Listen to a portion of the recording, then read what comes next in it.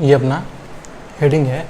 आज क्या पढ़ने वाले हम लोग, relation between refractive index of the prism, मतलब प्रिज्म के रिफ्रैक्टिव इंडेक्स और इस मिनिमम डेविएशन, किसी भी प्रिज्म का जो मिनिमम डेविएशन होता है उस दोनों के बीच में एक रिलेशन, एक रिश्ता हम लोग क्या करने वाले हैं बेटा, इस्टेब्लिश करने वाले हैं। आज क्या पढ़ने वाले हैं, फिर से बता रहे हैं कि एक रिलेशन जो कि बड़ा इंपॉर्टेंट रिलेशन है, जिसका ये जो पढ़ाने वाले हैं अभी, ये basically competition point of view से ही ये टॉपिक आज का चलेगा बेटा, है ना। बोर्ड के लिए उतना ही इंपॉर्टेंट नहीं है खास, लेकिन ये कंपटीशन के लिए बहुत इंपॉर्टेंट है और यहाँ से क्वेश्चन हमारे लिए डायरेक्ट बन जाते हैं। कैसे, तो अभी देखेंगे हम लोग, लेकिन फिलहाल देखेंगे relation between refractive index of the prism, मतलब जो प्रिज्म का रिफ्रैक्टिव इंडेक्स होता है, मतलब प्रिज्म का अपवर्तनांक होता है उसके बीच में, और minimum deviation through the prism, और किसी भी प्रिज्म से, उसी प्रिज्म से जो मिनिमम उसका डेविएशन होता है, उनके बीच में हम लोग क्या करने वाले हैं बेटा, एक रिलेशन डेवलप करने वाले हैं, है ना। देखिए, मान लो कि ये हमारा कोई भी एक प्रिज्म है जिसका एंगल ऑफ प्रिज्म क्या है बेटा, ए है, ठीक है, और इस प्रिज्म की रिफ्रैक्टिव इंडेक्स है NP, कितना है, NP, और जो बाहर का रिफ्रैक्टिव इंडेक्स है उसको NS मान ले रहे हैं। NS is the refractive index of the surrounding medium. तो देखेंगे, लिखेंगे यहाँ पे कि लेट, माना कि NP बराबर है refractive index of prism, PRISM, and NS बराबर है रिफ्रैक्टिव इंडेक्स ऑफ सराउंडिंग।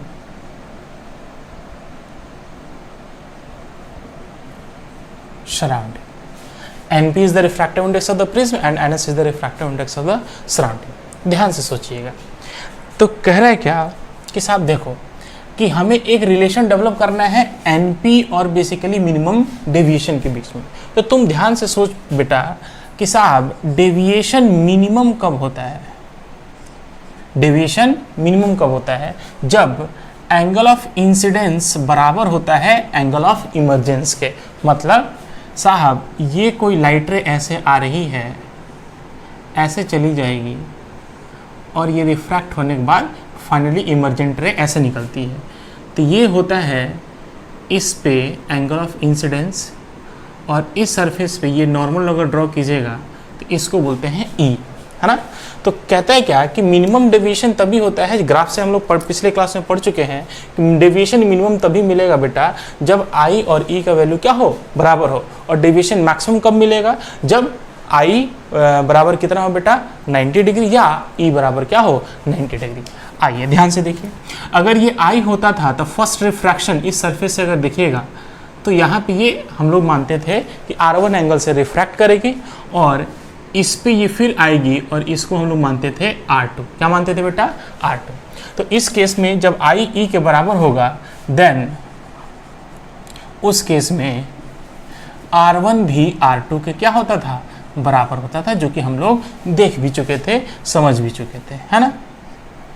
आइए बेटा घबराइए नहीं, देखिए क्या है। तो तुम सोचो कि जब I बराबर E है और I बराबर E होने से R1 बराबर R2 होता था, तो इससे एक रिलेशन निकलता था क्या, एज वी नो, जैसे कि हम जानते हैं, क्या जानते हैं बेटा, एंगल ऑफ प्रिज्म, मतलब A बराबर क्या होता है, R1 प्लस R2, है ना, यही होता था। आइए, या A बराबर, इसको R मान लीजिए, है ना, डेट इज द R, क्योंकि दोनों बराबर है उसको R मान लीजिए।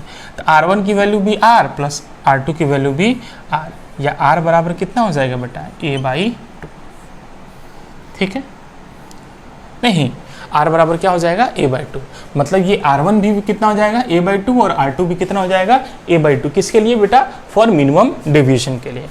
अब आइए देखिए, चूंकि डेल्टा मीन, डेविएशन बराबर कितना होता है बेटा, डेविएशन का फॉर्मूला क्या होता था, I plus E minus A, यही ना डेविएशन का फॉर्मूला होता था, I plus E minus A, ये डेविएशन का फॉर्मूला होता था। अब तो ध्यान से सोच, या अगर हमको डेल्टा मिनिमम चाहिए तो मिनिमम के लिए क्या है, I बराबर E है, तो यहाँ पे I प्लस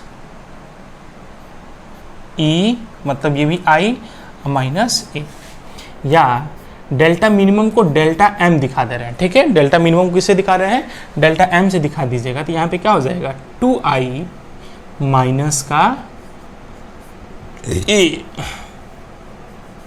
ठीक है। आई यहाँ से आई निकालो तो बेटा, तो आई बराबर कितना हो जाएगा, तो ये ए इधर चला जाएगा तो प्लस में हो जाएगा डेल्टा एम प्लस ए, इस दो का आई में 2 मल्टीप्लाई है तो इधर जाएगा तो क्या हो जाएगा, डिवाइड हो जाएगा।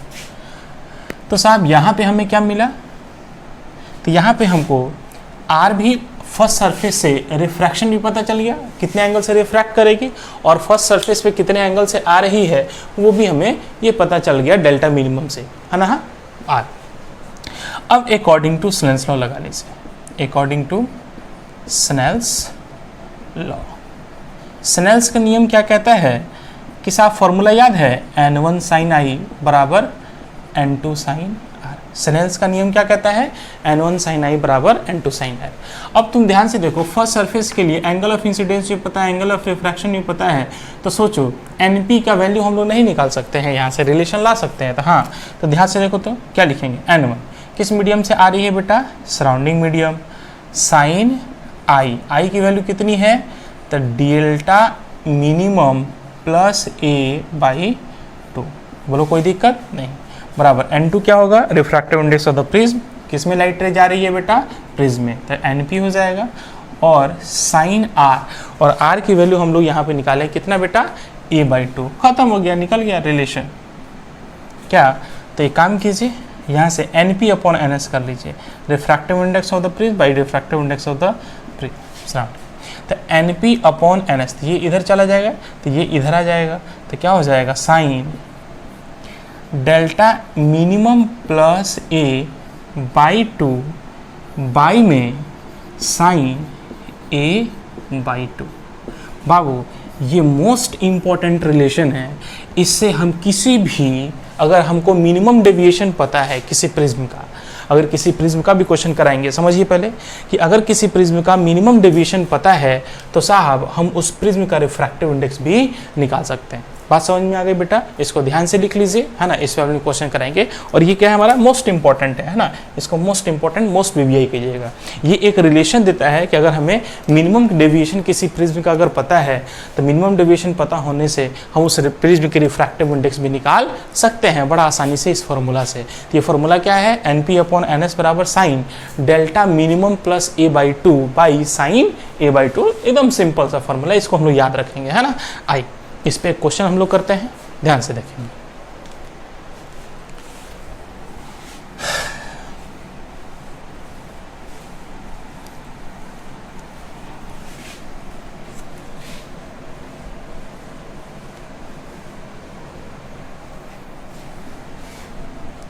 क्वेश्चन क्या कहते हैं,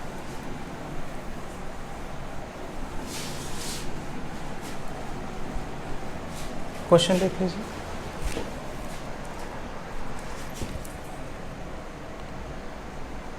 अ प्रिज्म लिखेंगे सब लोग, अ prism having refractive angle, a prism having a refractive angle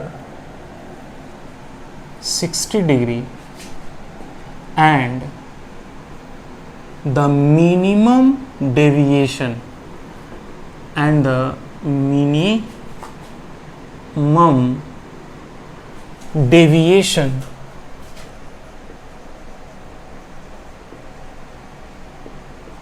through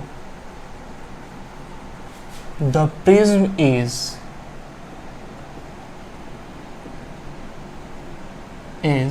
60 degree. कितना है बेटा, मिनिमम डेविएशन प्रिज्म से कितना दिया हुआ है बेटा, 60 डिग्री दिया हुआ है। Then find the refractive index, मतलब अपवर्तनांक, RFRACTIV, refractive index of the prism refractive index of the prism if surrounding surrounding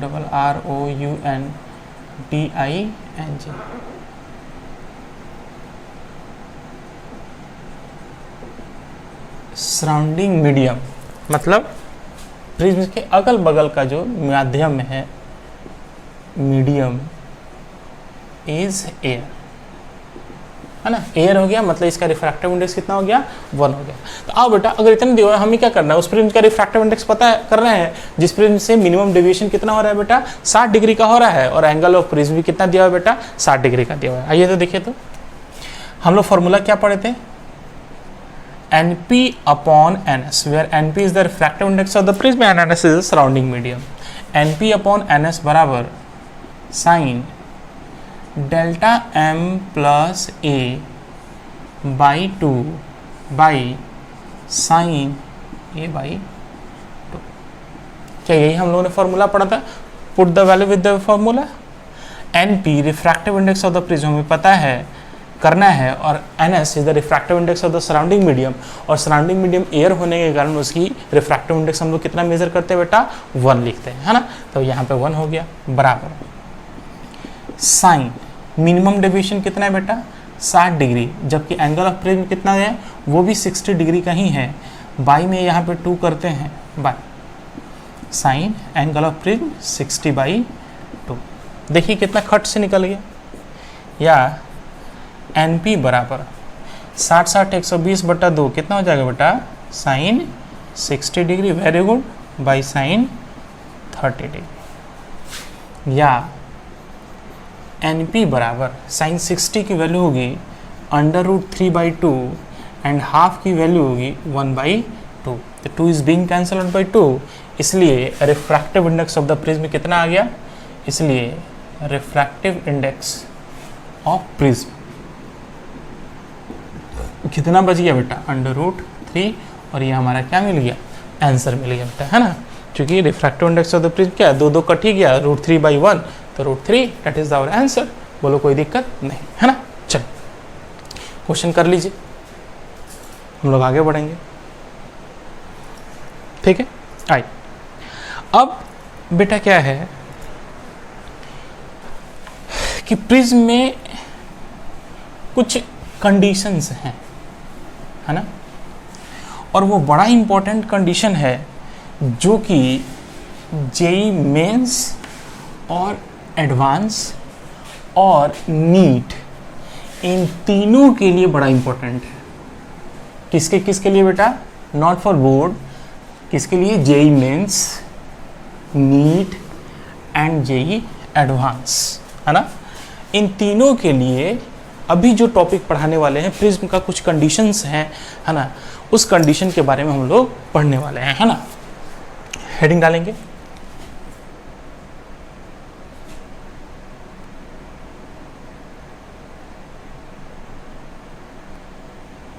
condition for prism. Prism का कुछ कंडीशन पढ़ने वाले हैं। पहला जो कंडीशन हम लोग पढ़ने वाले हैं वो ध्यान से देखिए, कह रहा है कि बेटा एक प्रिज्म है, क्या है, एक आपका प्रिज्म है, ध्यान से देखना बेटा।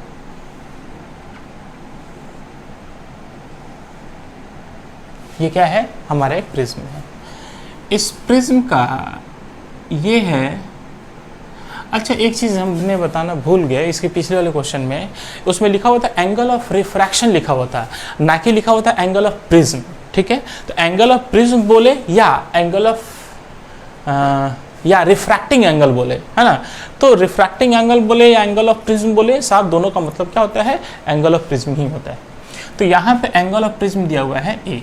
मान लो कि ये वर्टिक्स ए, ये बी, और ये हमारा क्या है, सी है, इसको कोई दिक्कत नहीं। कह रहे क्या कि साहब एक लाइट रे इस ए बी फेस पे पड़ती है, ठीक है। यहाँ से ये नॉर्मल अगर डालोगे तो ये कहलाएगा एंगल ऑफ इंसिडेंस, इसमें कोई शक वाली बात नहीं है।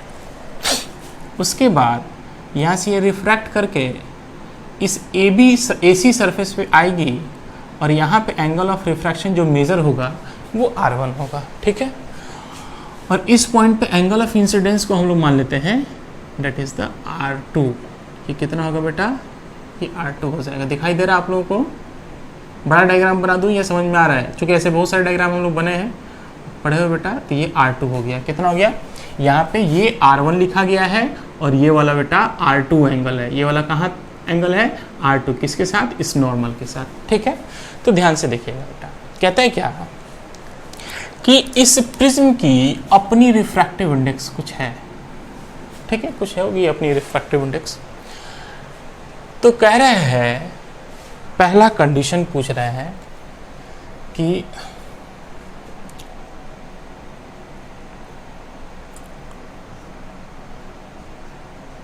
find the relation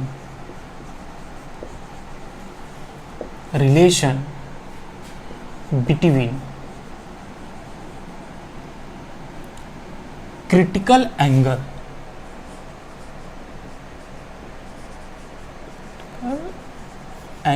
critical angle किसे दिखाते हैं बेटा? C से, है ना, क्रांतिक कोण जिसे हम लोग बोलते हैं। Critical angle and angle of prism, angle of prism किसे दिखाते हैं बेटा हम लोग? ए से। Such that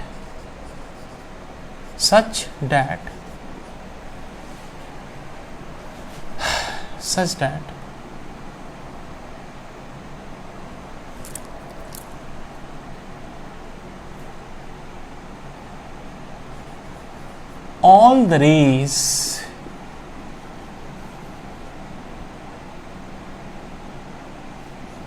from surface AC, कौन से सरफेस बेटा? ये AC सरफेस है बेटा, है ना, इस AC सरफेस से। such that all the rays from AC reflected back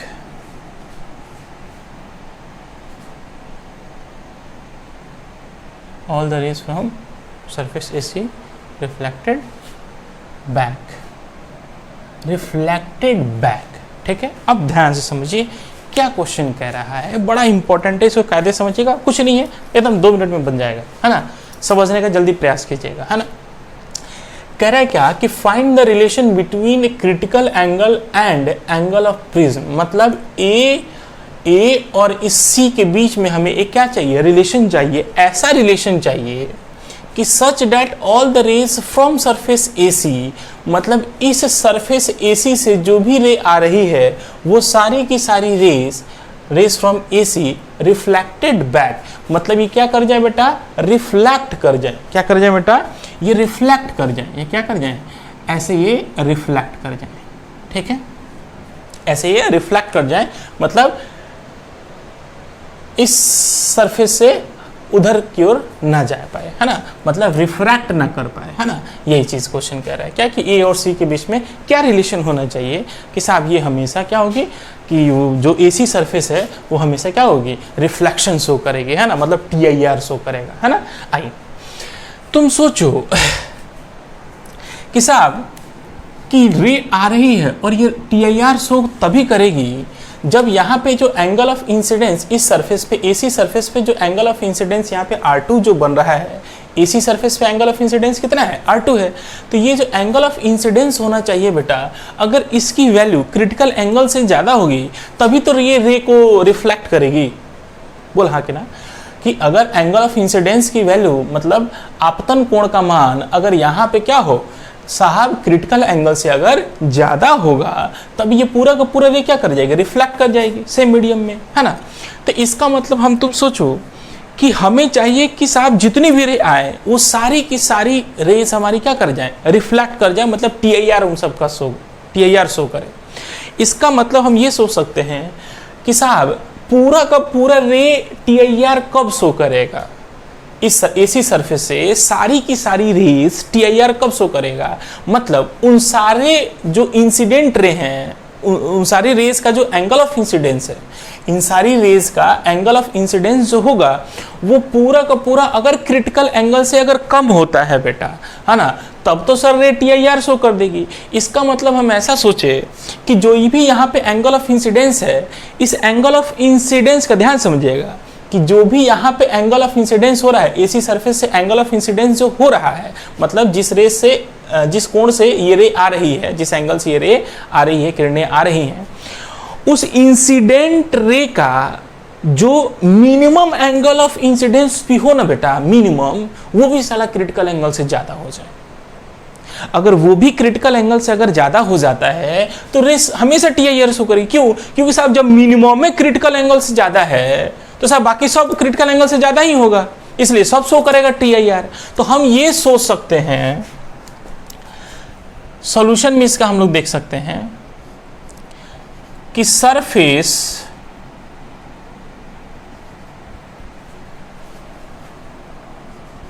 AC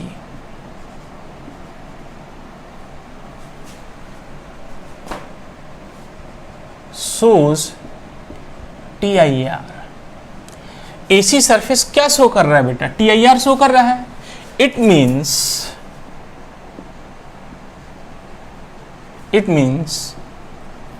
the minimum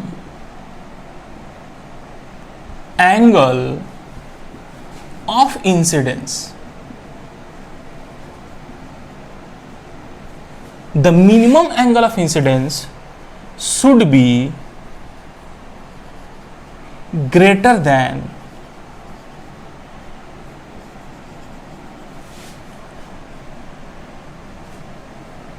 TIR always। इसको हमेशा शो करना है ना, surface AC shows TIR always, है ना। AC सरफेस जो है वो हमेशा TIR शो कर रही है, टोटल इंटरनल रिफ्लेक्शन शो कर रही है। ये कभी होगा? इसका मतलब it means the minimum angle of incidence at surface AC should be greater than critical angle। मतलब R2 का जो मिनिमम एंगल भी हो ना बेटा, वो भी क्या हो? क्रिटिकल एंगल से ज्यादा हो। मतलब यहाँ पे जो एंगल, इस सरफेस पे जो एंगल ऑफ इंसिडेंस है उसकी जो मिनिमम वैल्यू भी हो ना, वो भी अगर क्रिटिकल एंगल से ज्यादा होगा तो सब का सब रे, चूंकि मिनिमम ही क्रिटिकल एंगल ज्यादा है तो सब इससे ज्यादा वाला तो सब तो क्रिटिकल एंगल से ज्यादा ही होगा, तो सब TIR शो कर जाएगा। इसका मतलब R2 का जो मिनिमम वैल्यू होगा वो भी क्या होगा? क्रिटिकल एंगल से ज्यादा हो जाएगा। आइए अब तो अब हम ये सोचेंगे कि सर R2 मिनिमम कब होगा? R2 तब मिनिमम होगा जब R1 क्या हो? मैक्सिमम। देख, R2 मिनिमम हो रहा है तो R2 मिनिमम कब हो जाएगा? जब साहब R1 क्या हो बेटा? मैक्सिमम हो। इसके बारे में चर्चा हम लोग कर चुके हैं। ऐसे यहां ध्यान से देखिए, चूंकि A बराबर क्या होता है? R1 प्लस R2 होता है ना बेटा, तो A तो एंगल ऑफ प्रिज्म, ये तो फिक्स है, ये तो फिक्स्ड है। तो तुम सोचो कि अगर R1 की वैल्यू बढ़ेगी, है ना, तो R2 की वैल्यू क्या होनी चाहिए? घटनी चाहिए, तभी ना। और R2 की वैल्यू अगर घटेगी तो R1 की वैल्यू क्या होनी चाहिए? बढ़ेगी, तभी ना साहब इन दोनों का समीशन A के बराबर होना चाहिए। जैसे यहाँ ध्यान से देखिए, जैसे एंगल ऑफ प्रिज्म हमने मान लिया 60 डिग्री और एंगल ऑफ ये R1 की वैल्यू है मान लो कि 20 डिग्री अभी है, और ये कितना हो जाएगा? अभी 40 डिग्री होगा। जस्ट सपोज अगर तुम सोचो कि अगर इसकी वैल्यू 40 से बढ़ाओ तो 40 से बढ़ा के इसको 50 कर दिए, है ना, मतलब 40 से बढ़ा है तो 40 से बढ़ा के कितना कर दिए? 50 कर दिए। तो जब 50 किए तो देखो ये कितना हो रहा है? 70 हो जा रहा है, जबकि होना कितना है? 60। तो यही वैल्यू घटेगी तो इसकी वैल्यू कितनी होनी चाहिए 10 डिग्री। इसका मतलब अगर R2 की वैल्यू बढ़ेगी तो R1 की वैल्यू क्या होगी बेटा, घटेगी। बात समझ में आई? तो यहाँ ध्यान से देखिए, R2 मिनिमम तब होगा जब R1 क्या हो जाए, मैक्सिमम हो जाए। अब तो सोच कि R1 मैक्सिमम तब होगा जब I मैक्सिमम हो। क्यों? क्योंकि साहब ध्यान से देख, R1 मैक्सिमम कब होगा, तो R1 मैक्सिमम तब होगा जब I की वैल्यू क्या हो जाए बेटा, मैक्सिमम। क्यों? क्योंकि होता है क्या है कि N1 साइन I बराबर होता है N2 साइन R1। अगर इस सरफेस पे एंगल, इस सरफेस पे स्नेल्स लॉ लगाओगे, कितने एंगल से जाएगी, कितने एंगल से रिफ्रैक्ट करेगी, तो यहाँ पे क्या है, ये I है, साइन में है, और यहाँ पे R क्या है, ये भी R1 क्या है, ये भी साइन में है। तो अगर ये वैल्यू बढ़ेगी बाबू, और दोनों को क्या होना है, इक्वल होना है, तो N1 N2 तो फिक्स ही है। इसका मतलब सर R2 को भी क्या होना पड़ेगा, इंक्रीज करना पड़ेगा। कैसे? आप ध्यान से देखिए, अगर एंगल ऑफ इंसिडेंस 0 डिग्री तो एंगल ऑफ रिफ्रैक्शन मतलब R1 की वैल्यू भी कितनी हो जाएगी, 0 डिग्री। लेकिन जैसे जैसे एंगल ऑफ इंसिडेंस की वैल्यू बढ़ने चालू होगी, वैसे वैसे R1 की वैल्यू भी क्या होने लगती है बेटा, बढ़ना शुरू हो जाती है ना। तो इसलिए R1 मैक्सिमम तब होगा जब I क्या हो, एंगल ऑफ इंसिडेंस मैक्सिमम हो। और इसकी मैक्सिमम वैल्यू कितनी हो सकती है, तो I की जो मैक्सिमम वैल्यू हो सकती है बेटा, वह हो सकती है आपकी 90 डिग्री, है ना। कैसे? तो ध्यान से देखिए, ये हमारा A है और इस सरफेस पे ये क्या हो गया बेटा, नॉर्मल। ऐसे लाइट रे आएगी तो एंगल ऑफ इंसिडेंस 0।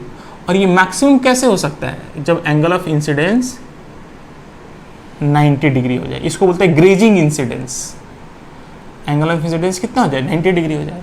तो जब एंगल ऑफ इंसिडेंस 90 डिग्री हो जाएगा, उस समय जो एंगल ऑफ रिफ्रैक्शन होगा ये क्या हो जाएगा, क्रिटिकल एंगल के बराबर होता है। इतना जाने होंगे नहीं, मतलब अगर ये 90 डिग्री पे आ रही है तो इधर से जो रिफ्रैक्ट करेगी वो कितने पे रिफ्रैक्ट करेगी बेटा, क्रिटिकल एंगल पे ही रिफ्रैक्ट करेगी। तो तुम सोचो कि I की मैक्सिमम वैल्यू कितनी हो सकती है, 90। चूंकि 90 से ज़्यादा नहीं हो सकती, चूंकि 90 से ज़्यादा होगी तो इधर से ना चली जाने लगेगी, इधर से जाने लगी तो वो तो नहीं होगा। चूंकि हमारी मैक्सिमम वैल्यू 0 से लेके 90 तक ही एंगल ऑफ इंसिडेंस हो सकता है। तो I की मैक्सिमम वैल्यू कितनी हो जाएगी बेटा, 90 डिग्री। अच्छा, जब I की वैल्यू मैक्सिमम 90 डिग्री हो जाएगी तो तुम सोचो कि व्हेन I बराबर 90 डिग्री, तो जब I की वैल्यू 90 डिग्री हो जाएगी तो R1 की वैल्यू क्या हो जाएगी बेटा, R1 की मैक्सिमम वैल्यू कितनी हो जाएगी, हो जाएगी C, that is the critical angle के बराबर।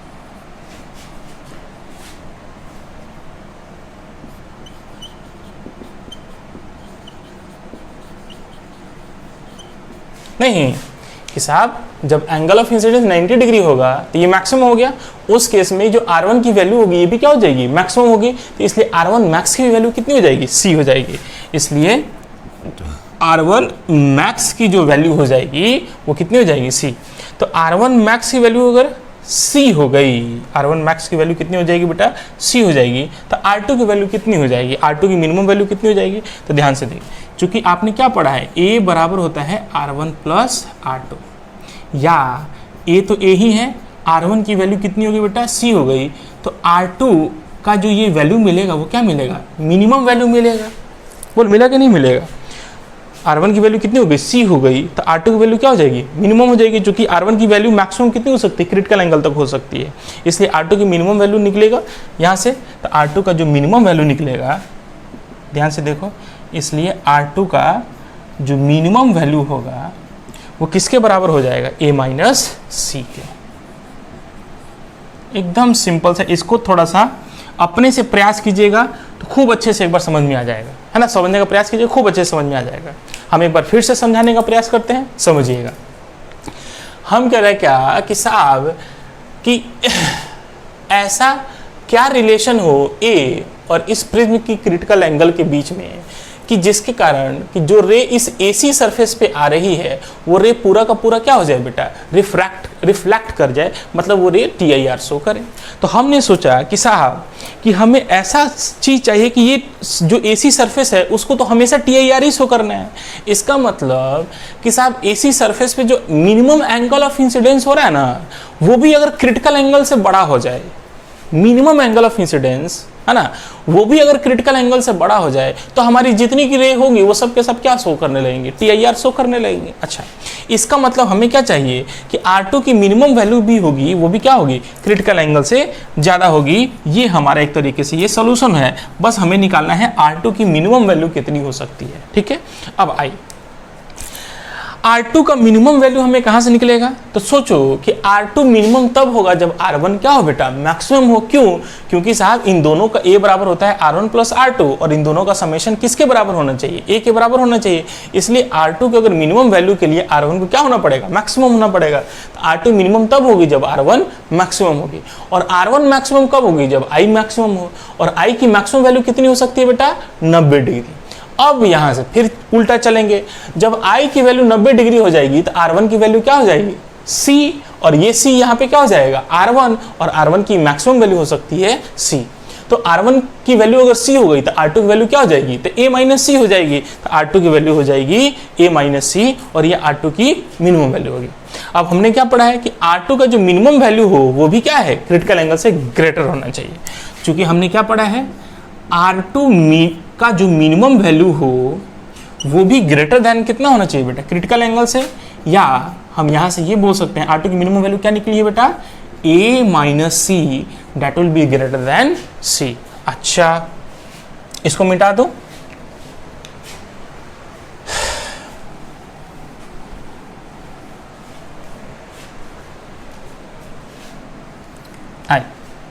या ये आप ये C को इधर लेके जाइए, तो यहाँ पे क्या मिल जाएगा बेटा, A is greater than 2C। हाँ, मतलब for A greater than 2C, मतलब एंगल ऑफ इंसिडेंस की वैल्यू अगर critical 2 into double of the critical angle से अगर ज़्यादा होती है तो साहब हमेशा ये जो सरफेस है देन सरफेस AC, कौन सा बेटा, AC, ये सरफेस है, AC सरफेस है ना, AC will always source TIR का मतलब टोटल इंटरनल रिफ्लेक्शन। मतलब A की वैल्यू अगर एंगल ऑफ प्रिज्म की वैल्यू अगर double of the critical angle से क्या होती है बेटा, अगर ज़्यादा होती है तो उस केस में जो AC सरफेस है वो हमेशा एक रिफ्लेक्टिंग सरफेस की तरह बिहेव करना चालू कर देगा। इसमें कोई दिक्कत तो नहीं बेटा, जल्दी से फटाक से जिसको जीरोक्स कर लीजिए। नेक्स्ट हम लोग केस आते हैं दूसरे पे।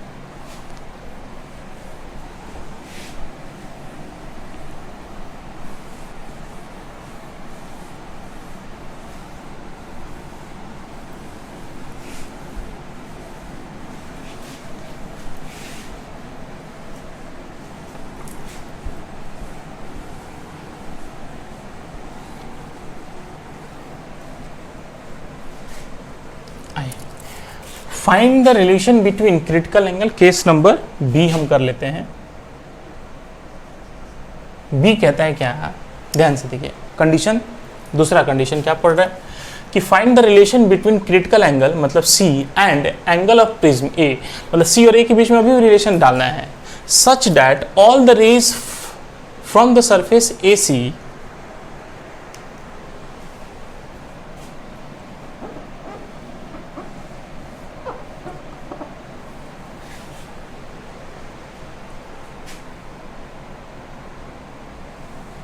all the rays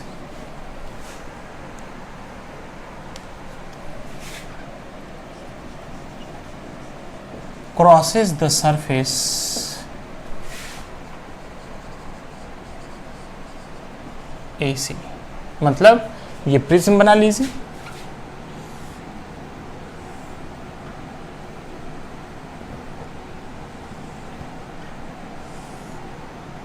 ये हमारा क्या हो गया बेटा, एंगल ऑफ प्रिज्म A। मतलब कोई भी एक रे ऑफ लाइट ऐसे आ रही है, इस पे ये नॉर्मल हमने बना दिया, जिसको हम लोग दिखाएंगे इसको एंगल ऑफ इंसिडेंस I। समझिएगा पहले, ये सरफेस है A, ये वर्टेक्स B और ये वर्टेक्स C, और ये हो गई हमारी AC सरफेस। ये लाइट यहाँ से यहाँ तक तो जाएगी, रिफ्रैक्ट होगी, ये वाला एंगल हम लोग R1 मानते हैं, और इस सरफेस पे एंगल ऑफ इंसिडेंस हम लोग मान लेते हैं इसको R2। बोलो कोई दिक्कत? अब कह रहा है क्या कि इस ए एंगल ऑफ प्रिज्म और इस प्रिज्म की जो क्रिटिकल एंगल होगी उसके बीच में क्या ऐसा रिलेशन हो कि जो भी रे इस सरफेस AC पे आ रही है वो सारी की सारी रे क्या कर जाए बेटा, क्रॉस कर जाए इस AC सरफेस को। इस AC सरफेस को क्या कर जाए बेटा, क्रॉस कर जाए। यही कंडीशन पढ़ना है। ओके चलो भाई देखते हैं। अब कह रहे क्या कि तू ध्यान से सोच कि एग्जैक्टली हम लोग क्या देखेंगे, इसका देखते हैं सॉल्यूशन। चूंकि सरफेस AC सोज क्या शो कर रहा है बेटा, रिफ्रैक्शन, अपवर्तन शो कर रहा है ना। हमेशा सभी रेज के लिए अपवर्तन शो करेगा, सभी रेज के लिए लाइट रिफ्रैक्ट कर जाएगी, मतलब इस सरफेस को क्रॉस कर जाएगी। सारी की सारी जो भी लाइट यहाँ पे आई है AC सरफेस पे आए वो पूरा का पूरा क्या हो जाए, रिफ्रैक्ट कर जाए। तो अगर रिफ्रैक्ट कर जाए तो वही कह रहा है, मतलब क्रॉस कर जाए तो वही कह रहा है कि सरफेस जो AC है सोज रिफ्रैक्शन है ना, फॉर किसके लिए, all the rays, for all the rays, मतलब जितनी भी रेज हैं उन सभी रेज के लिए सरफेस क्या करे बेटा, रिफ्रैक्शन शो करे।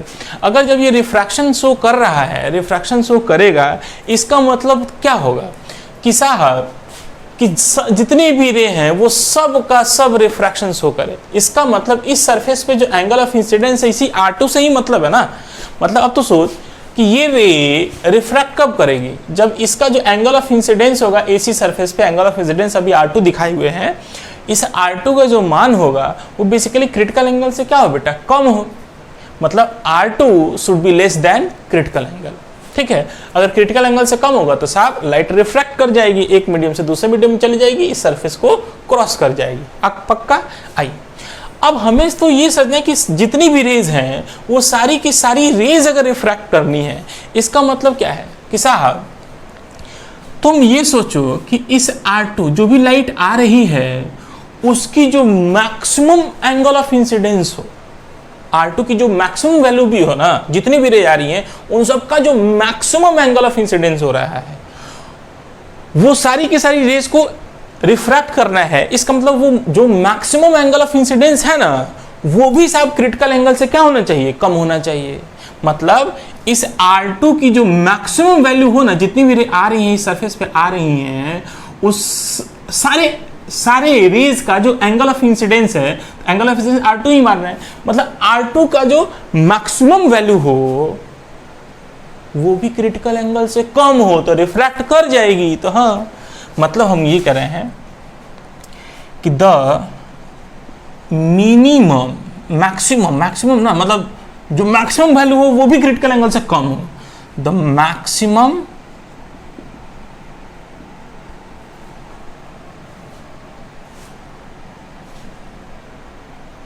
so the maximum value of R2 must be less than critical angle।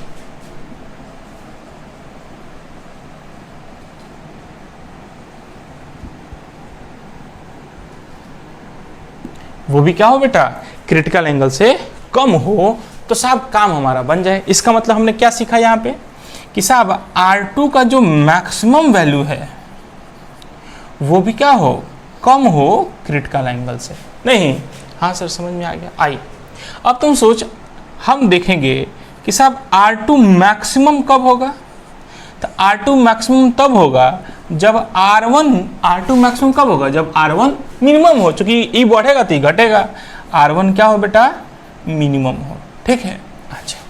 और R1 मिनिमम कब होगा, तो R1 मिनिमम कब होगा, जब I मिनिमम हो। चूंकि इन दोनों में लीनियर रिलेशन होता है ना, डायरेक्टली प्रोपोर्शनल होते हैं I और R1। तो R1 मिनिमम कब होगा, जब I मिनिमम हो। और I की मिनिमम वैल्यू कितनी हो सकती है, तो 0 डिग्री। मतलब यहां ध्यान से देखिए, ये अगर प्रिज्म है और ये हमारा नॉर्मल है, तो सोचो एंगल ऑफ इंसिडेंस की मिनिमम वैल्यू कितनी हो सकती है। तो एंगल ऑफ इंसिडेंस की जो मिनिमम वैल्यू हो सकती है, अगर लाइट रेसर ऐसे ही आए तो इस कंडीशन में आई की वैल्यू कितनी हो गई, 0 डिग्री।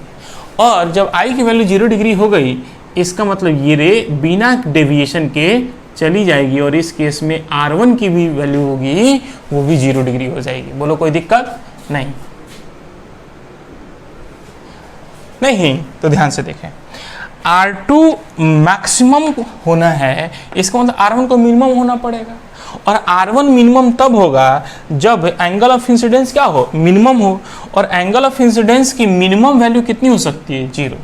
बोला हाँ कि ना, एकदम समझ में आया। हाँ, तो चूंकि I की जो मिनिमम वैल्यू है वो कितना है, 0 डिग्री।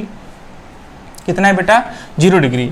इसलिए R1 की वैल्यू, R1 का जो मिनिमम वैल्यू होगा वो भी कितना हो जाएगा, 0 डिग्री। नहीं तो R1 की मिनिमम वैल्यू भी कितनी हो जाएगी, 0। R1 की वैल्यू हो गई यहाँ पे 0 डिग्री। अब तुम सोच R2 की वैल्यू कितनी होगी। तो चूंकि हमें पढ़ा है A बराबर होता है सर R1 प्लस R2, हमें क्या निकालना है, R2 या A तो A ही है। R1 की वैल्यू होगी 0 प्लस यहाँ पे आ जाएगा R2, या R2 बराबर क्या हो जाएगा, A हो गया। इसका मतलब ये तो मिनिमम कंडीशन के लिए निकला है ना, इसका मतलब इसलिए ये R2 क्या है, मिनिमम है।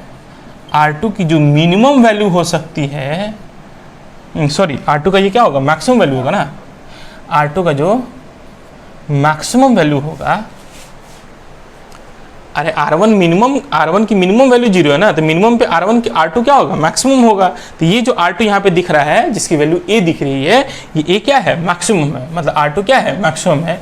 और इसकी मैक्सिमम वैल्यू कितनी हो जाएगी, A हो जाएगी। बहुत बढ़िया। अब तो ध्यान से सोच कि हमें अगर पूरा का पूरा रिफ्रैक्ट कराना था, तो रिफ्रैक्शन के लिए क्या चाहिए, R2 का जो मैक्सिमम वैल्यू हो वो भी साहब क्रिटिकल एंगल से क्या हो, कम हो। चूंकि हमने पढ़ा था R2 का जो मैक्सिमम वैल्यू हो वो भी साहब क्या होना चाहिए, क्रिटिकल एंगल से कम होना चाहिए। और क्रिटिकल एंगल से कम होने के लिए क्या आपको नहीं देखा कि R2 की मैक्सिमम वैल्यू क्या है, A, मतलब A should be less than critical angle. मतलब यहाँ पे लिखे, स्टार्ट के लिख लीजिए, for A less than critical angle. मतलब एंगल ऑफ प्रिज्म अगर क्रिटिकल एंगल से, मतलब क्रांतिक कोण से क्या हो बेटा, अगर कम होती है, देन सरफेस कौन सा, AC ऑलवेज सोज, क्या शो करेगा बेटा, रिफ्रैक्शन। तो ये क्या शो करेगा, हमेशा रिफ्रैक्शन शो करेगा। बोलो कोई दिक्कत नहीं। 2 केसेस हमने पढ़ा। एक केस पढ़े थे कि साहब TIR केसेस कब शो करेगा, तो TIR तब शो करेगा कि साहब जब A की वैल्यू जो है वो 2C से, double of the critical angle से ज़्यादा हो। और रिफ्रैक्शन तब शो करेगा जब एंगल ऑफ इंसिडेंस की वैल्यू क्रिटिकल एंगल से कम हो। मतलब अगर आप ध्यान से देखिएगा कि ये है 2C और ये है C, ठीक है। अगर A की वैल्यू ये नॉट इक्वल्स टू C है, इसका मतलब ओपन है लेस देन C, मतलब इसके इधर ये इस C से कम होगा ना, मतलब इधर जाएगा तो C से कम होगा, इधर जाएगा तो C बढ़ेगा।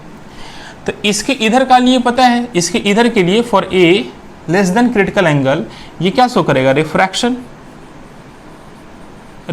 शो करेगा। और A की वैल्यू अगर ग्रेटर देन क्रिटिकल एंगल है,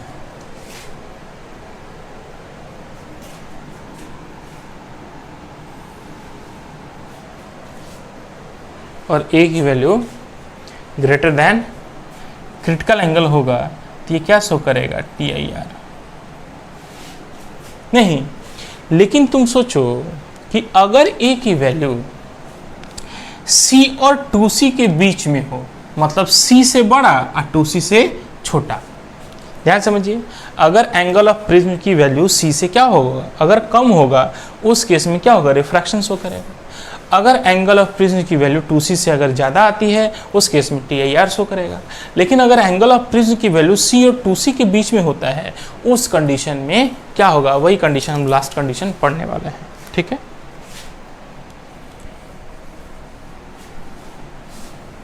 C number case.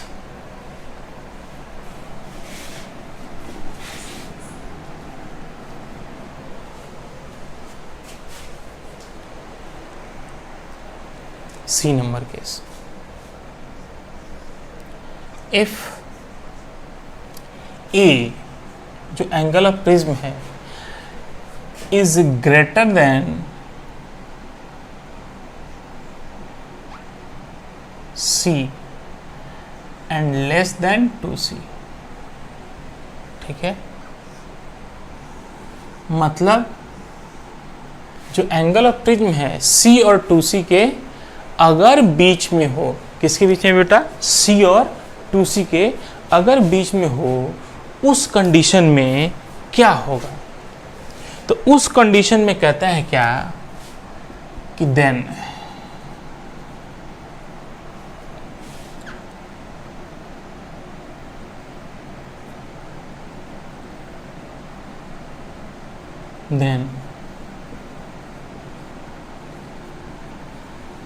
some part of the light ray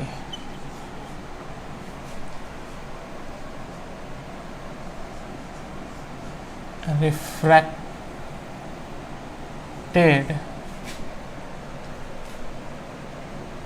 from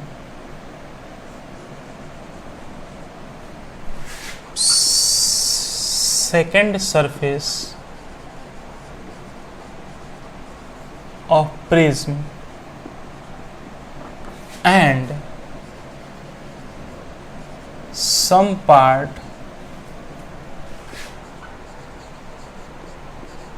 of the light ray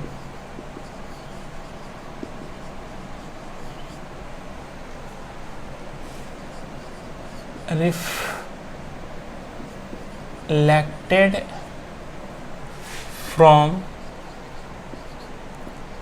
second surface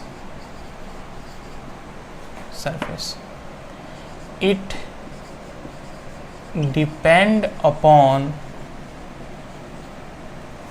angle of incidence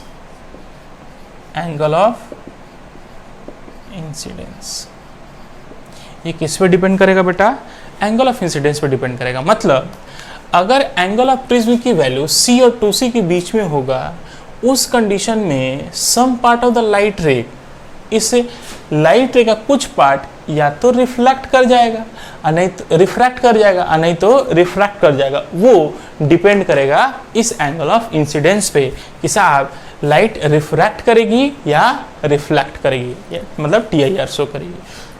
तो यही साहब ये तीन कंडीशंस हैं। इन तीनों कंडीशन का भरपूर इस्तेमाल एकदम आपको आना चाहिए बेटा, मतलब खूब कॉन्सेप्चुअली इसको एकदम आपको क्लियर कर लेना है।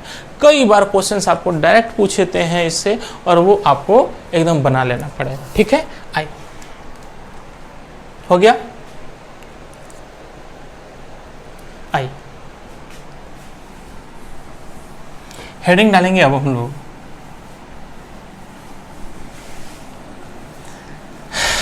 Deviation through thin prism.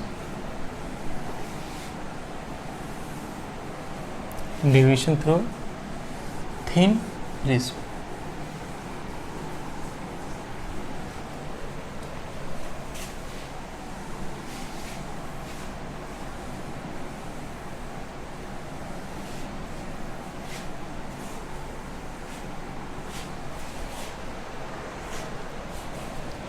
अब हम लोग क्या पढ़ने वाले हैं बेटा, डेविएशन थ्रू थिन प्रिज्म पढ़ने वाले हैं। आई बहुत इंपॉर्टेंट है। Most VVI deviation through thin prism.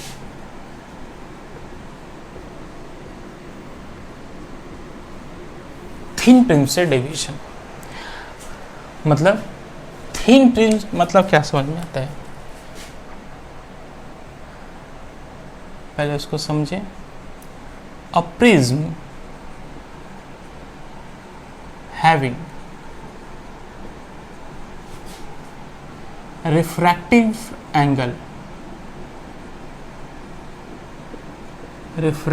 Angle या इसी रिफ्रैक्टिव एंगल को हम बोलते हैं angle of prism. A prism having refractive angle या angle of prism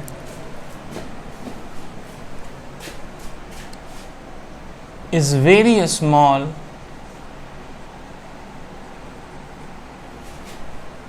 that is A should be less than 10 degree. Maximum दे दिया गया है ना, मतलब 10 डिग्री से कम 2 डिग्री 3 डिग्री 4 डिग्री 5 डिग्री ऐसे ही रहता है ना। यहाँ पे मैक्सिमम 10 डिग्री, मतलब 10 डिग्री से कम अगर एंगल ऑफ प्रिज्म रहेगा तो उसको हम हमेशा क्या बोलेंगे बेटा, थिन प्रिज्म, मतलब पतली सी प्रिज्म होगी। कह रहे क्या कि a prism having refractive angle या angle of prism is very small that is a is less than angle of prism क्या हो, 10 डिग्री से भी कम हो, then the prism is called thin prism। उसको क्या बोलेंगे बेटा, थिन प्रिज्म बोलेंगे। और इसका बहुत आगे हम लोग डिस्पर्जन पढ़ने वाले, जस्ट अभी इसके बाद आज खत्म हो जाएगा, कल से डिस्पर्जन स्टार्ट हो जाएगा। डिस्पर्जन जब पढ़िएगा बेटा, डिस्पर्जन से खूब इसका यूज होगा। उसके जब वेव ऑप्टिक्स पढ़िएगा तो वेव ऑप्टिक्स में भी इसका यूज आएगा थिन प्रिज्म का, ठीक है। इसको बहुत कायदे से पढ़िएगा, ठीक है। आइए पहले थिन प्रिज्म बना लेते हैं, सोचते हैं।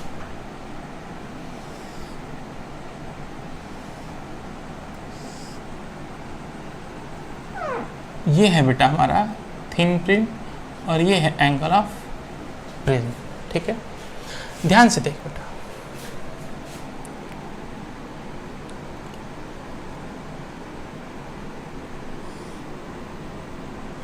ये एंगल ऑफ इंसिडेंस हो जाएगा, ये एंगल ऑफ रिफ्रैक्शन R1, ये R2 और ये हमारी हो जाएगी E, है ना। आर चूंकि एज वी नो हमने देखा है क्या,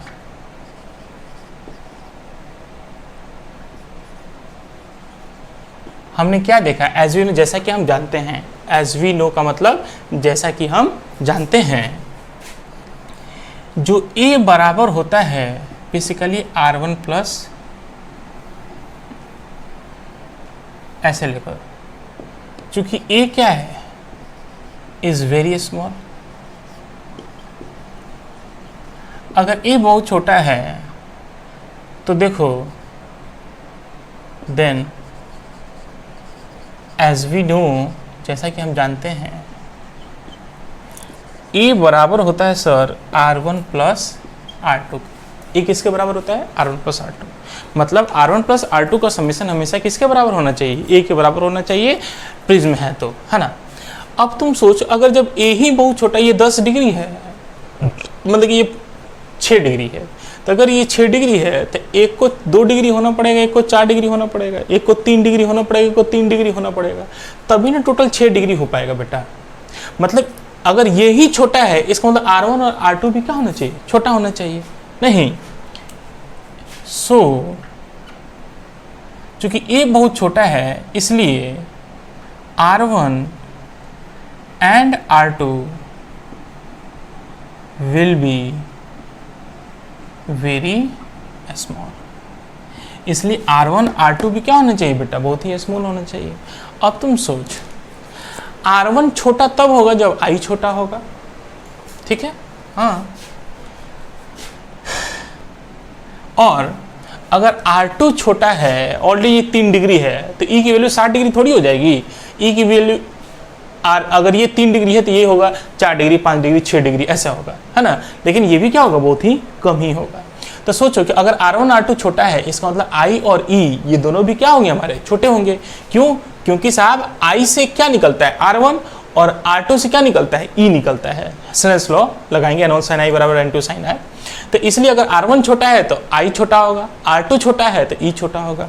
तो R1 and R2 is very small, so I and E both will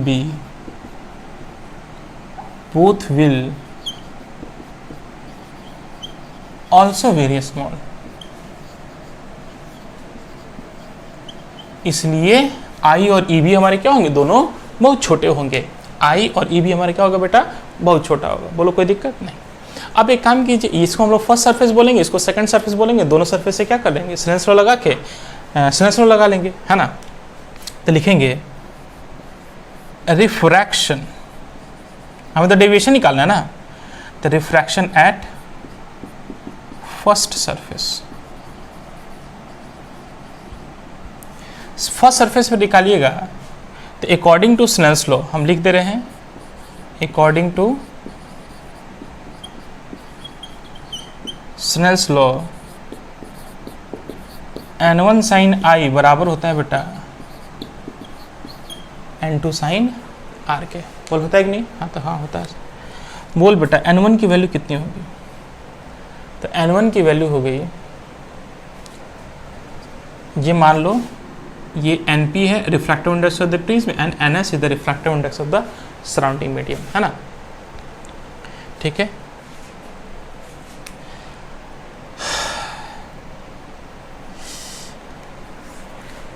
एक सेकेंड।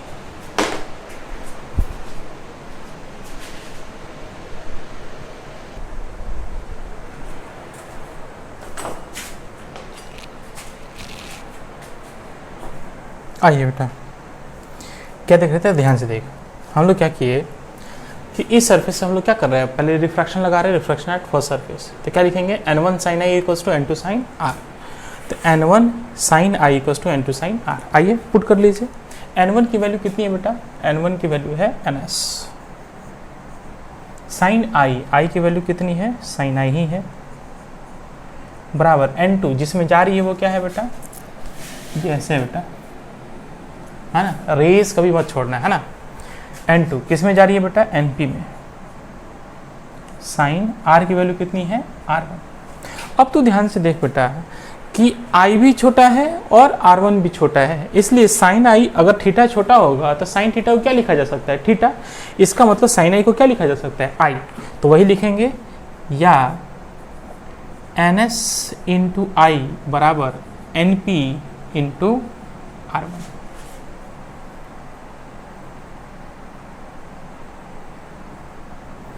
या I निकाल लो यहाँ से, क्या नहीं मिल जाए, NP upon NS into R1।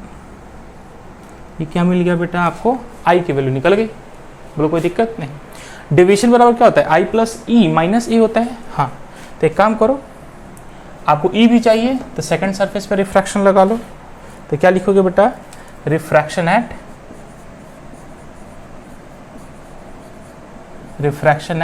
Second surface,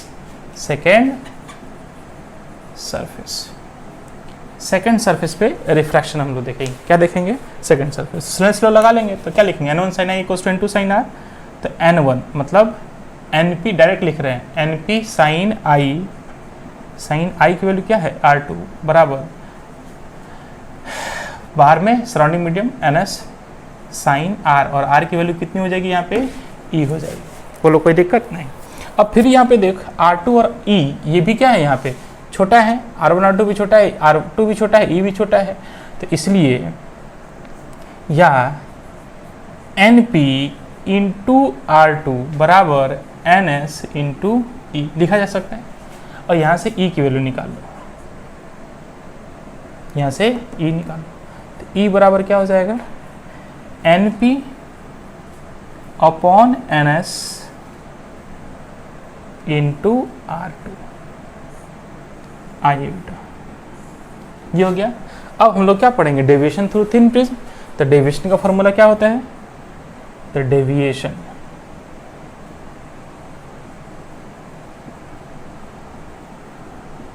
तो डेल्टा बराबर होता है आई प्लस ई माइनस का ए, ये ना होता है। हाँ तो लिख लो, आई का वैल्यू कितनी है, N P upon N S into R one,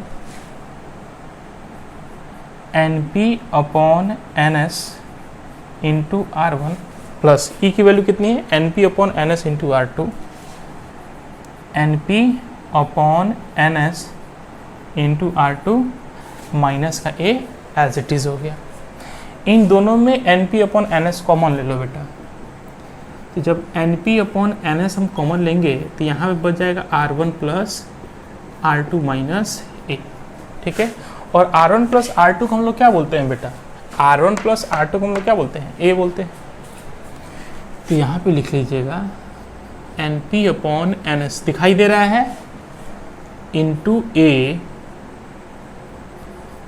minus का ए, नहीं तो अब ध्यान से देखिएगा,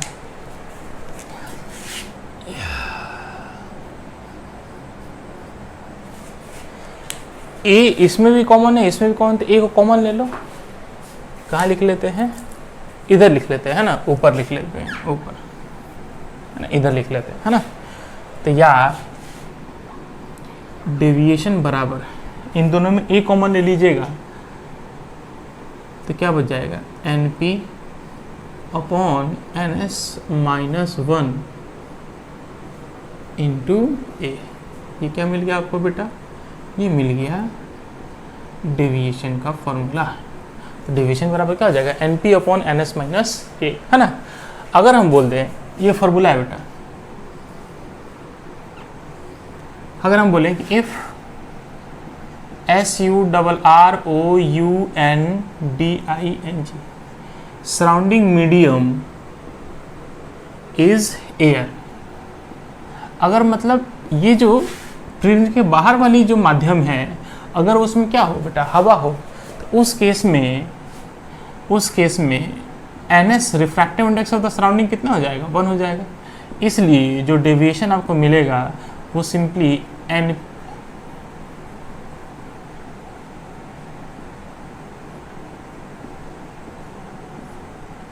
डेविएशन का फॉर्मूला निकलेगा n minus one into A, and refractive index of the prism हम लोग क्या मान लेते हैं, अगर n है ना, then deviation through thin prism आएगा, डेविएशन थ्रू थिन प्रिज्म आएगा n minus one into A, where n is the refractive index of the prism. Refractive index of the prism को हम लोग क्या मान लिया है बेटा, n मान लिया है ना। और सराउंडिंग मीडियम को क्या मान ले रहे हैं, एयर मान रहे हैं। सराउंडिंग मीडियम का रिफ्रैक्टिव इंडेक्स कितना मान लेंगे, एयर, किसके लिए, 1 मान लेंगे, किसके लिए, एयर के लिए। तो उस केस में फॉर्मूला जो हमारा डिराइव होकर निकलेगा वो डेविएशन थ्रू थिन प्रिज्म आएगा, डेविएशन बराबर डेल्टा बराबर n minus one into A. ये फॉर्मूला एकदम याद रखिएगा, ठीक है। यही है डेविएशन थ्रू थिन प्रिज्म का। लिख लीजिए बेटा, जल्दी से फटाक से लिखिए, हो गया। आइए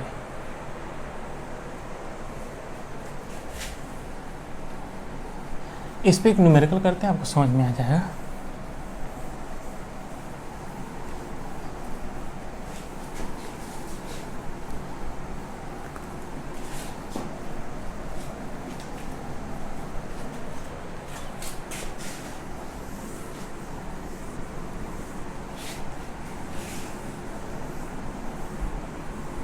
ब्लू वाला जल्दी मिटता ही नहीं है, एनर्जी नहीं लग रहा, आज डाउन एकदम लग रहा है। वो तो आप लोग इतना बेचैन हैं, इसलिए हम खुद बेचैन थे बेटा, क्या करो, कोरोना एकदम सब लोग का हालत ख़राब किए हुए है।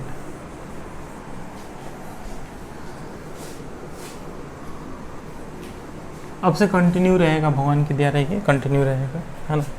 अब मिस नहीं होगा आप लोग का लेक्चर, है ना। 11th वाला भी जल्दी दे रहे हैं आप लोग को, है ना।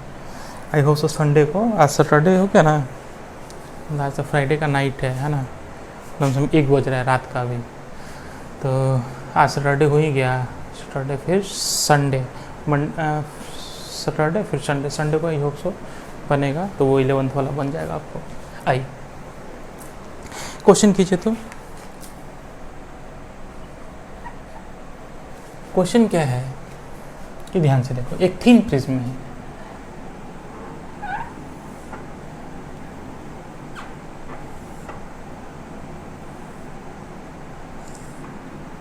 ठीक है। इस थिन प्रिज्म का एंगल ऑफ प्रिज्म कितना मानेगा, मान लो 4 डिग्री है, ठीक है। और इसके जस्ट सामने वर्टिकली एक प्लेन मिरर रखा हुआ है। क्या रखा हुआ है बेटा, प्लेन मिरर रखा हुआ है, प्लेन मिरर रखा हुआ है। थिन प्रिज्म थोड़ा सा ऐसे बनाते हैं,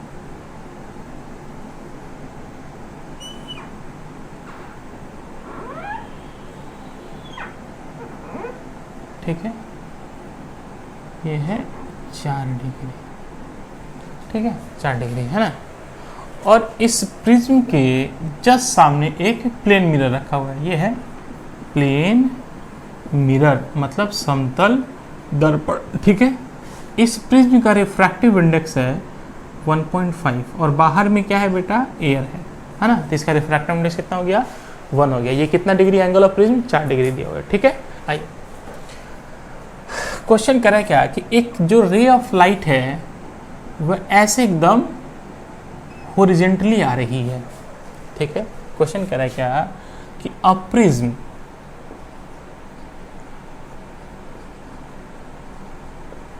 ऑफ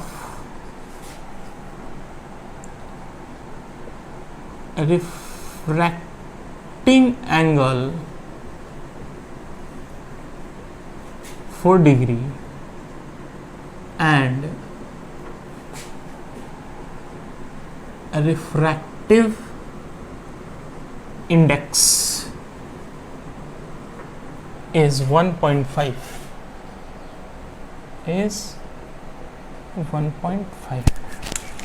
कितना बेटा, 1.5। A ray of light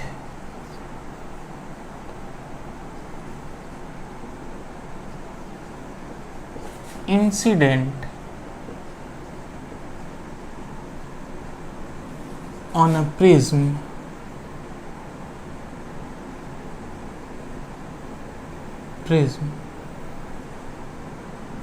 horizontally,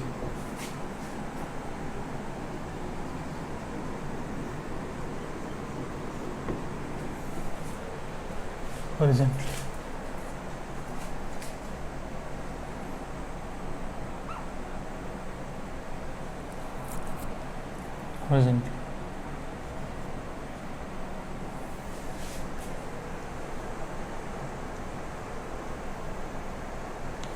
पहले इसको इस लाइन के पहले एक लाइन ये जोड़ो, मिरर का जोड़ो, प्लेन मिरर का, ठीक है।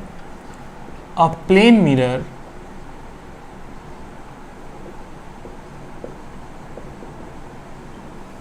is placed in front of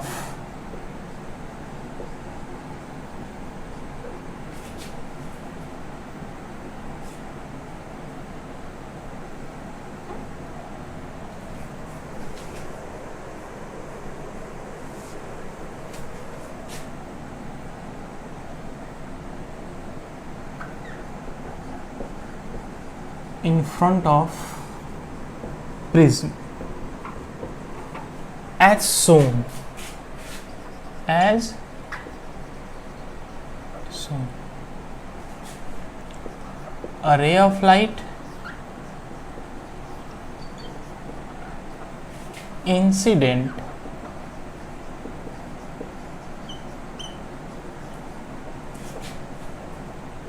on the prism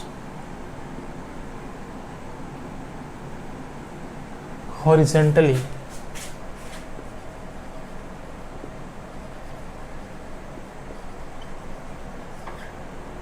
then ink खत्म हो रहा है, then find the angle of incidence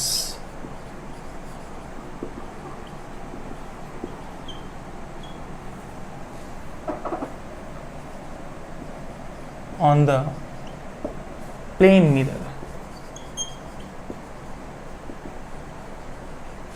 after refraction from prism. ठीक है, ध्यान से देखिए, करें क्या, a prism of refractive angle, मतलब एंगल ऑफ प्रिज्म कितना दिया बेटा 4 डिग्री, एंड रिफ्रैक्टिव इंडेक्स, और इस प्रिज्म का रिफ्रैक्टिव इंडेक्स मतलब अपवर्तनांक कितना है बेटा 1.5। A plane mirror is placed in front of a prism, prism के जस्ट सामने क्या रखा गया है बेटा, एक प्लेन मिरर रखा गया है जो कि दिखाया गया है सोन, ठीक है, जो कि दिखा दिया गया है। एज अरे ऑफ लाइट, अरे of light incident on the prism, मतलब प्रिज्म हॉरिजेंटली, मतलब एक प्रकाश की किरण है जो इस प्रिज्म पे कैसे आती है बेटा, हॉरिजेंटली आती है, ठीक है। Then find the angle of incidence on the plane mirror, तो इस प्लेन मिरर पे एंगल ऑफ इंसिडेंस क्या होगा after refraction from the prism, इस प्रिज्म से लाइट जब रिफ्रैक्ट करके जब निकलेगी तो जो इमर्जेंट रे होगी वो इस प्लेन मिरर पे कितना एंगल बनाएंगे। आइए बेटा हम लोग रे डायग्राम पहले देख लेते हैं, ध्यान से देखिए। कहते हैं कि जब रे आएगी तो यहाँ पे एंगल ऑफ इंसिडेंस कितना हो जाएगा 0, तो एंगल ऑफ रिफ्रैक्शन में क्या हो जाएगा 0, तो ये रे बिना डेविएशन की चली जाएगी आगे, ऐसे चली जाएगी। उसके बाद क्या करेगा बेटा, थोड़ा सा ध्यान से देखेंगे, ऐसे बिना डेविएशन चली जाएगी। उसके बाद इस पॉइंट पे नॉर्मल ड्रॉ कर लो,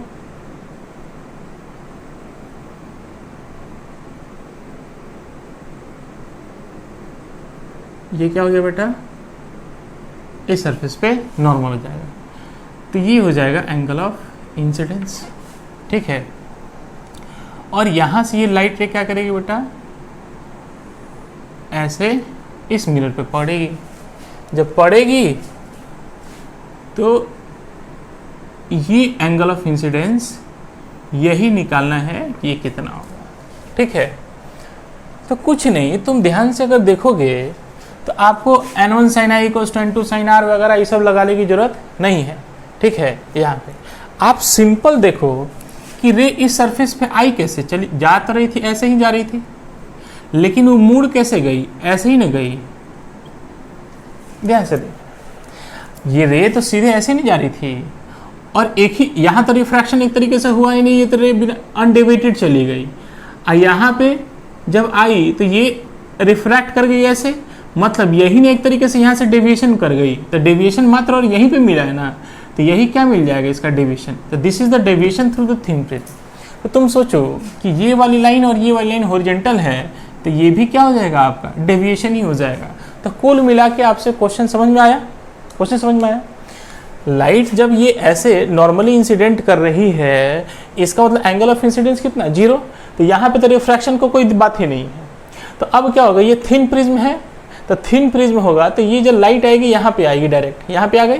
अब यहाँ पे जब आई तो अब ये होगा साइन, ये होगा, वैसे इसकी कोई ज़रूरत है नहीं, ये होगा एंगल ऑफ इंसिडेंस, ठीक है। तो अब कितने एंगल से इंसिडेंस आ रही है वो तो निकाल जाएगा, यहाँ से निकल जाएगा, 4 डिग्री दिया हुआ है तो, लेकिन हमें उससे कोई लेना देना नहीं है। तो तुम ध्यान से देखो, ये लाइट आई, अब बेसिकली ऐसे नहीं चली गई, तो यही एंगल ऑफ इमरजेंस भी है और यही एंगल ऑफ डेविएशन भी होगा, यही एंगल ऑफ इमरजेंस भी है और यही एंगल ऑफ डेविएशन भी होगा। डेविएशन क्यों होगा, क्योंकि लाइट ऐसे सीधे जा रही थी और यही डेविएट कर गई।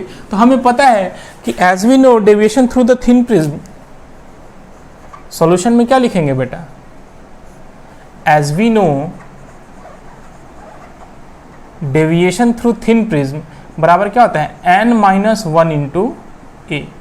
कर लो, n की value refractive index of the prism that is 1.5, 1 into A की वैल्यू कितनी हो जाएगी 4, तो हो जाएगा 0.5 into 4 that is the 2 degree. ये क्या होगा आपका डेविएशन हो जाएगा, और यही डेविएशन उस पर क्या हो जाएगा एंगल ऑफ इंसिडेंस हो जाएगा, क्योंकि ये लाइन और ये लाइन क्या है पैरेलल है, तो ये अगर डेविएशन तो ये भी डेविएशन हो जाएगा। इसलिए angle of incidence on plane mirror बराबर क्या हो जाएगा डेल्टा, डेल्टा बराबर कितना हो जाएगा आई, और ये आई की वैल्यू कितनी हो जाएगी 2 डिग्री।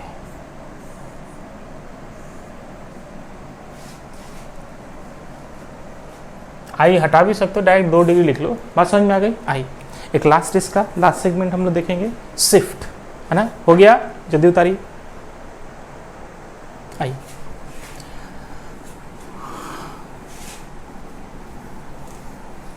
नेक्स्ट हम लोग देखेंगे shift through thin prism. Thin prism से शिफ्ट बड़ा इंपॉर्टेंट है। डेविएशन थ्रू थिन प्रिज्म कितना होता है n-1 इंटू ए, कोई दिक्कत नहीं। डेविएशन थ्रू थिन प्रिज्म कितना होता है, सब लोग याद करेंगे n-1 into A. Deviation through thin prism कितना होगा, deviation through thin prism n-1 into A, ठीक है। अब आइए हम लोग बात करते हैं calculation of shift, calculation of shift, ठीक है, ऑफ एन ऑब्जेक्ट, है ना। थिन प्रिज्म से भी शिफ्ट हो जाता है, कैसे, तो ध्यान से देखेंगे।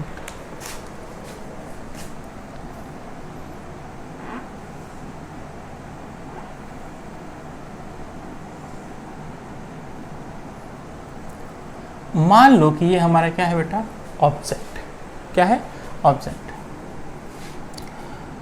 यहां से लाइट ऐसे गई और ये ऐसे रिफ्रैक्ट कर गई। यहां से एक लाइट रे ऐसे गई,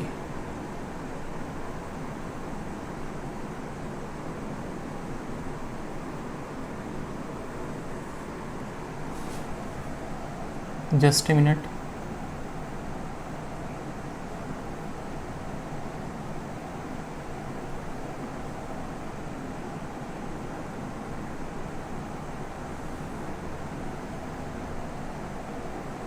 ध्यान से देखिए, क्या है, ये हमारा प्रिज्म है, ये एंगल ऑफ प्रिज्म ए है, ठीक है।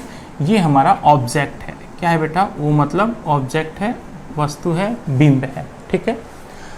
कह रहे क्या कि इस प्रिज्म से 2 रे गिरा है, एक ऐसे गई और ये फाइनली डेविएट होकर ऐसे निकल जाएगी। एक रे किसी एंगल पे गई और ये डेविएट होकर ऐसे निकल जाएगी, बोलो कोई दिक्कत नहीं। अब तुम सोचो कि जितना डेविएशन ये रे मारेगी उतना ही डेविएशन ये रे में मारेगी, तो जो डेविएशन तो सेम होना है इस प्रिज्म से। अब आप ध्यान से सोचो कि चूंकि ये एंगल ऑफ प्रिज्म क्या है, बहुत छोटा है, तो तुम सोचो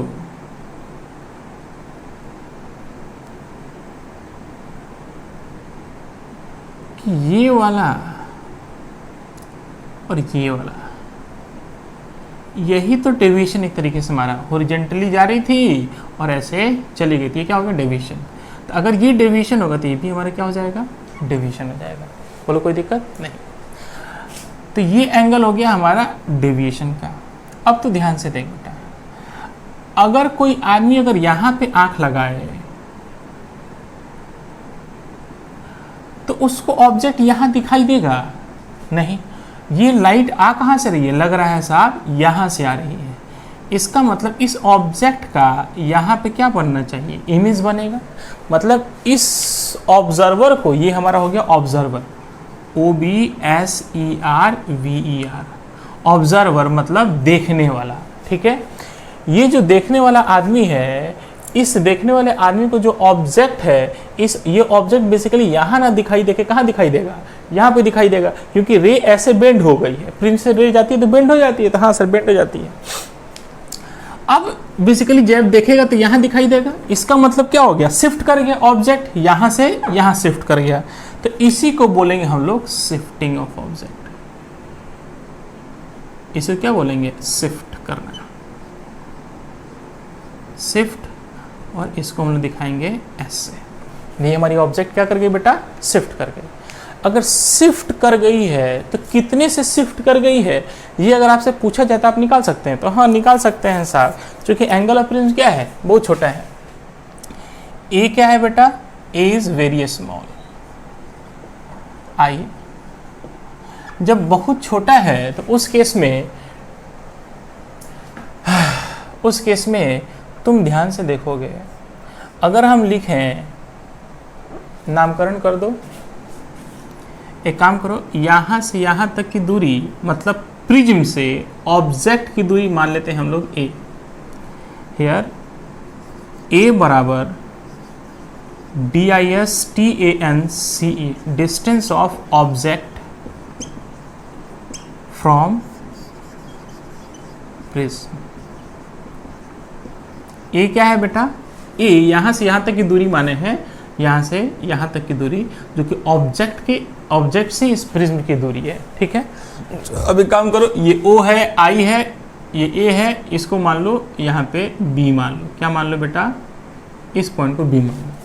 तो देखोगे इन ट्रायंगल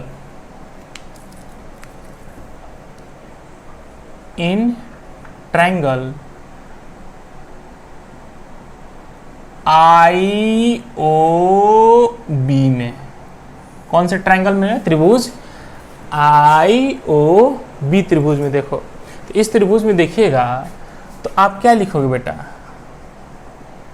tan डेल्टा मतलब tan थीटा बराबर क्या होगा? IO by OB। क्या लिखेंगे बेटा? IO बाई OB लिखोगे। हाँ, तो सोचो क्या लिखोगे बेटा? tan डेल्टा बराबर IO का मान कितना है? S, इसी को बोलते हैं शिफ्ट, बाई OB का मान है A। हमें क्या निकालना है बेटा? शिफ्ट। तो S बराबर कितना हो जाएगा? tan delta into A। चूंकि ये प्रिज्म है, ये क्या है हमारी? एक थिन प्रिज्म है। अगर थिन प्रिज्म में है तो A छोटा होगा, I छोटा होगा, E छोटा होगा, तो डेविएशन भी छोटा होगा। सब छोटा छोटा है तो छोटे छोटे सब कुछ होगा बेटा, है ना? समझ रहे हो ना? सब कुछ छोटा छोटा है तो सब कुछ छोटे छोटे होगा, तो डेविएशन भी छोटा होगा। ये क्या है? छोटा है। चूंकि delta is very small,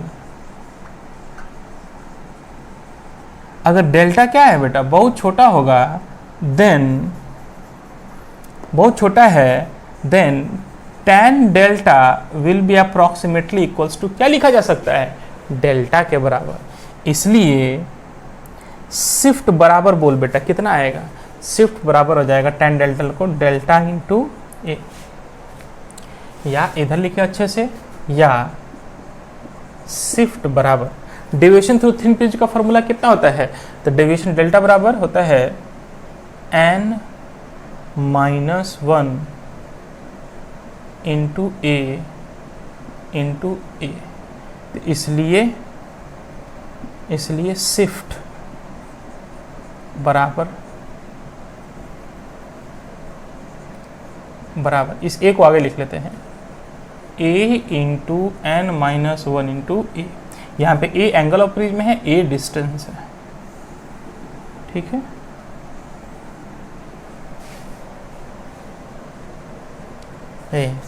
shift का फॉर्मूला। ठीक है, n minus 1 into A into A. ठीक है, तो साहब यहाँ पे आपका एक तरीके से प्रिज्म खत्म हुआ, मतलब कंप्लीट नहीं हो, खत्म हो गया, प्रिज्म खत्म हो गया। अब इसके बाद एक टॉपिक बस बचा रह गया है, डिस्पर्जन पढ़ाना। ठीक है, जिसमें 7 कलरों का हम लोग डिस्पर्जन देखेंगे, 7 कलरें कैसे कैसे टूट जाती हैं। ठीक है, तो उसी के बारे में पढ़ेंगे, देन आफ्टर हमारा ये टॉपिक भी खत्म हो जाएगा। ठीक है, तो आज के लिए हम लोग इतना ही, बाय बाय।